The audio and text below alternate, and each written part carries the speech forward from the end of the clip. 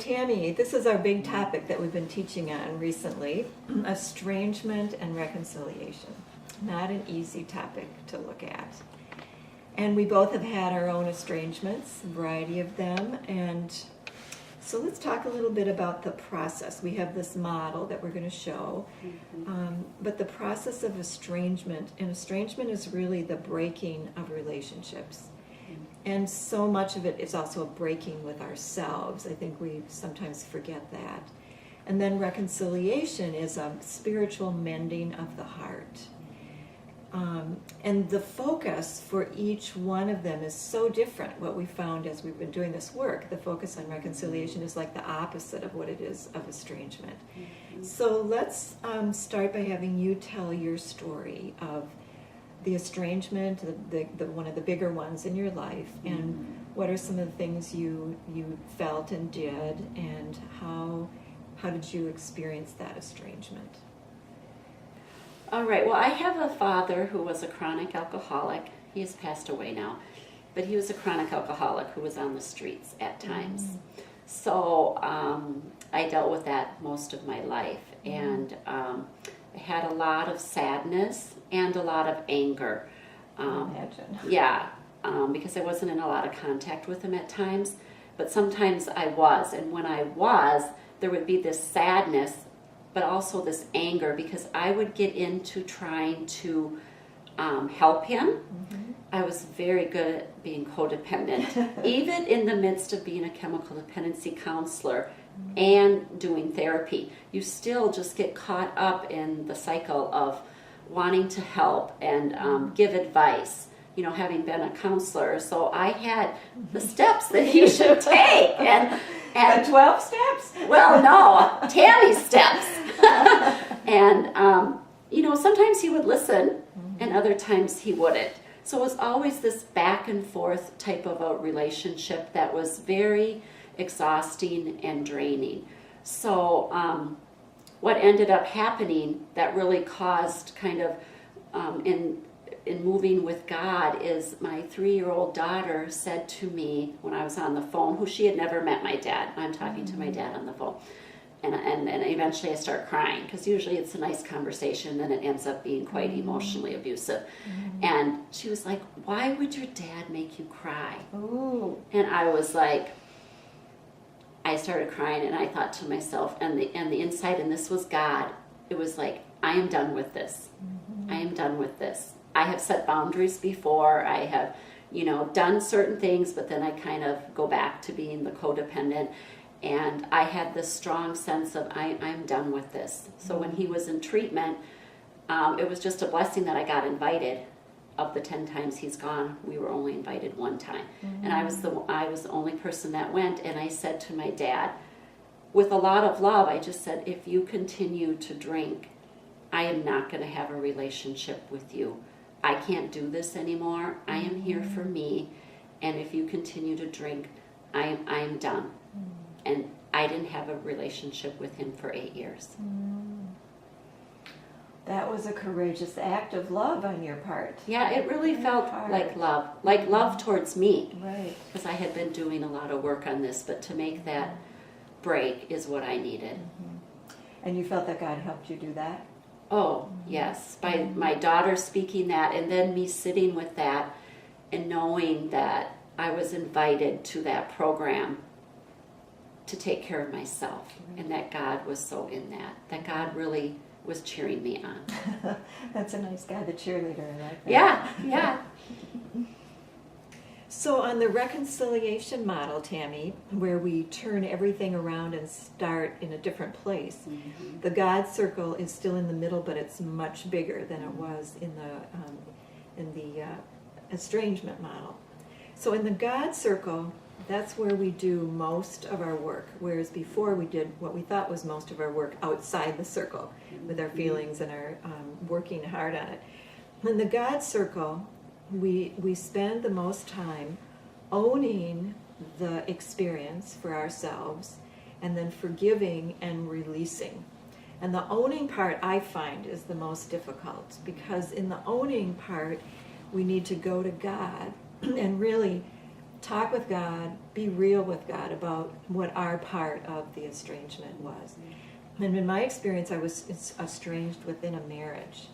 And it was really hard, it was intimidating, and my role was to be kind of the goody two-shoes, and to know, I even could map out what was happening, the little, the behaviors, and there'd be an anger, and then a honeymoon, and I could even express that to my husband, but I didn't know what part I had to change. And so until I changed the part that I could change, I hadn't owned my part of it.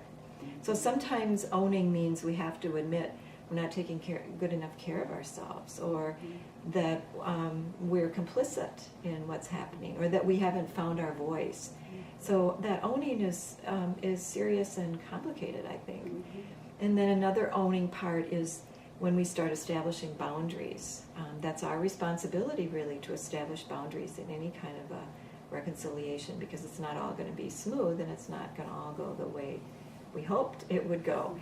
So having good boundaries, and then I think the forgiveness piece, the hardest thing for me is to forgive myself, and to take myself a little bit off the hook and not think I should have known how to do that, or I should have been a better person. I mean, really, we're all just human, and we're caught in these estrangement experiences. So I know God is compassionate on me, and then applying that same compassion on myself is really important. And then, if possible, applying that same compassion to the person who I'm estranged from. But that we have to decide what's safe and what isn't in order in being in contact. And then releasing, letting go for whatever outcome is possible, instead of maybe the one we hoped for and thought we had to have in order to make it work.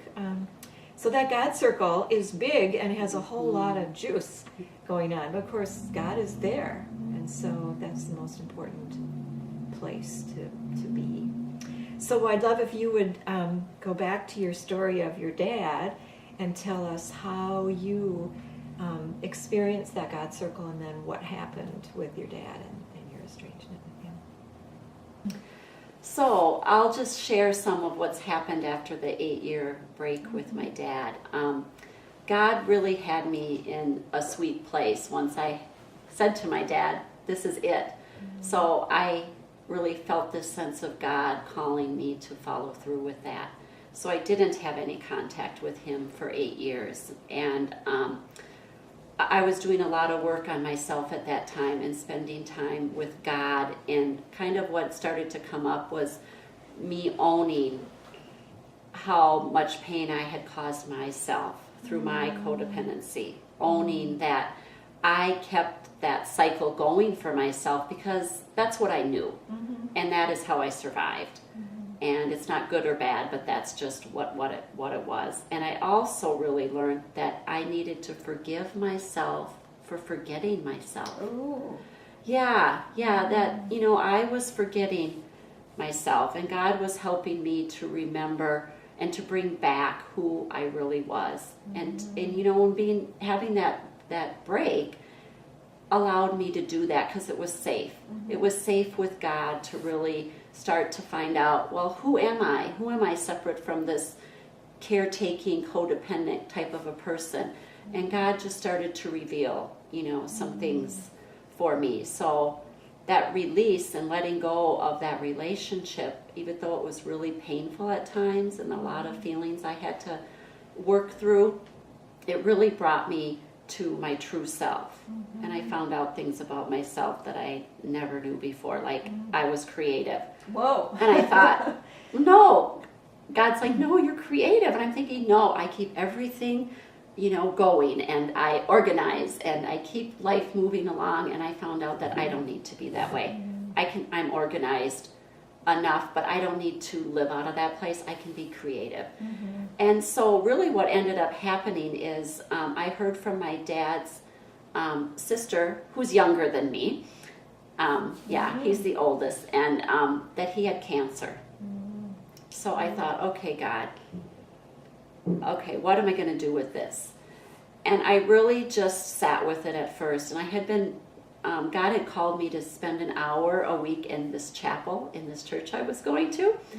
And when I was doing that is when I found out that my dad had cancer. And I thought, wow, God, you already set this up. So I'm spending an hour intentionally. And I just started to ask God what to do, and he brought this idea of just writing a letter to my dad every week. So I wrote a letter whenever I felt like it. During the week, if I went, okay, time to write that letter. And then the last month of his life, he told his sister, I want Tamie to come and see me. Oh, that's I know, sweet. it was really sweet. I thought, okay, God, now I've got to take that step. And you're with me, right, God? Yeah, right. I was very sure.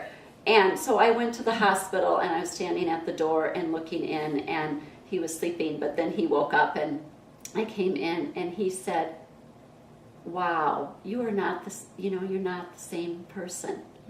It was so sweet that he could sense the difference, and I could sense the difference standing in front of him. And we had about 6 or 7 visits before he died. And of course, everything doesn't get resolved, but I had this healing inside of myself with God. And my dad did say, when I get out of here, we'll have a lot of fun. And I really just said, you know what? That's not going to happen, and that's okay. I said, that's not going to happen. And I'm really okay with that. I could sense him wanting to take care of me. Yeah. It was quite interesting. Yeah. So I just think that God, brought this partial reconciliation, a way to say goodbye to my dad. It was so sweet that, he's in the hospital, so he's sober, and he's dying of cancer, but God was with me. And this estrangement has been, in my life, the best estrangement I could ever have. Well, it's helped to make you who you are. Yeah. Don't you think, even though you might not choose to repeat it, it's Yeah. developed you in ways that you never would have developed. It broke me open, and God met me in that, and we became a team. I found my true self, and I got to say goodbye to my dad. What could be better than that? What could be better?